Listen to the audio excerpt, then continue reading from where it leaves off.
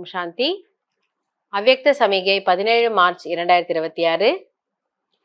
जैसे आपस में दो मित्र होते हैं तो उनके बीच यदि कोई उसकी ग्लानि करने आता है तो वो उसके भाव को बदल देते हैं। பாபா இன்னைக்கு என்ன சொல்லான்னா, 2 ஃப்ரெண்ட்ஸ் இருக்காங்க. அதில் ஒருத்தர்கிட்ட யாரோ ஒருத்தர் வந்து இன்னொரு ஃப்ரெண்டை பற்றி ஏதாவது குறை சொல்ல வராருன்னா, அப்போ இவர் என்ன பண்ணுவார்? இல்லை இல்லை, அவர் அப்படிலாம் கிடையாது, ஏதோ அன்னைக்கு அப்படி நடந்திருக்கோம், தெரியாமல் செஞ்சுட்டு இருப்பாங்க. அதாவது அந்தனோட நண்பரை விட்டு கொடுக்காம, ஒருவேளை அங்கே தவறு இருக்குன்னு தெரிஞ்சாலும் விட்டு கொடுக்காம என்ன பண்ணுவாங்களாம், அவங்களோட மற்ற நல்ல நல்ல விஷயங்களை எடுத்து சொல்லி இவர்களுக்கு அவங்க மேல இருக்கக்கூடிய அந்த ஒரு நெகட்டிவ் பாவனையை சரி பண்ண முயற்சி பண்ணுவாங்க. மறைக்கிறது இல்லை, தப்ப மறைக்கிறது இல்லை. ஆனாலும் அந்த ஃப்ரெண்டு மேல ஒரு நல்ல அபிப்பிராயத்தை உருவாக்குறதுக்காக முயற்சி செய்வாங்க. जहां निश्चय होता है वहां शब्द का भाव बदल साधारण हो जाती है. ஸோ அங்கே ஏன் நம்ம வந்து அப்படி செஞ்சோம்?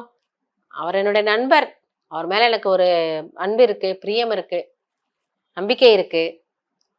அதனால் சரி, அவங்க இவங்க சொல்ல வந்து உண்மையாக இருந்தாலும் நம்ம புரிஞ்சுக்கிட்டு சரி பரவாயில்ல, தெரியாமல் பண்ணியிருப்பாங்க.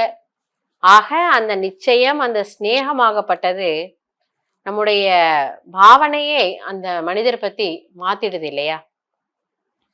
ஸோ இதுதான் பாபா சொல்லாரு, நிச்சயம், உறவுகளில் நிச்சயம். तो हर एक की विशेषता को देखो तब अनेक होते भी एक दिखाई देंगे. அப்ப நமக்கு சொல்லி கொடுக்குறாரு, நீங்க ஒரு ஈஸ்வரிய பரிவாரமா இருக்கீங்க, லௌகிக் பரிவாரமா இருக்கீங்க, நிறைய விஷயங்கள் வரதான் செய்யும், ஒவ்வொருத்தரும் ஒரு மாதிரி இருப்பாங்க. ஆனாலும் அவற்றையெல்லாம் கடந்து உங்களுக்கு எல்லார் மீதும் அந்த ஆன்மீக ஸ்நேகம் வேணும்.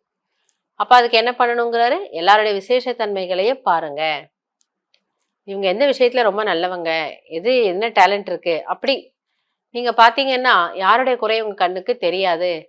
அப்போ ஒரு கூட்டமா, ஒரு குழுவா உங்களால வெற்றி அடைய முடியும். ஏகமத் சங்கடன் ஹோ ஜாயேகா. அந்த குழு எப்படி இருக்குமா? ஒற்றுமை உடையதாக இருக்கும். कोई किसके ग्लानि की बातें सुनाए तो उसे टेका देने के बजाय सुनाने वाले का रूप परिवर्तन कर दो. ஸோ அப்போ அந்த குழுவில் இருக்கிற யாராவது ஒருத்தரை பற்றி யாரோ ஒருத்தர் குறை சொல்ல வந்தாங்கன்னா, ஆமாம் ஆமான்னு சொல்லாமல் அவங்க சொல்ல வந்தவங்களுடைய மனசில் யாரை பற்றி சொல்ல வராங்களோ அந்த பாவனையை மாற்ற முயற்சி பண்ணுங்க. இங்கே எப்பவுமே இப்படிதான் அவங்க குறை சொல்கிறதுக்காக வராங்க, சரியாக கூட இருக்கலாம். ஆனால் நம்ம வேலை என்னவா, அவங்க இந்த விஷயத்துலேயே நல்லவங்க இல்லையா அப்படி சொல்லி இவங்க மனசில் அவங்கள பற்றி ஒரு நல்ல அபிப்பிராயத்தை உருவாக்குங்க.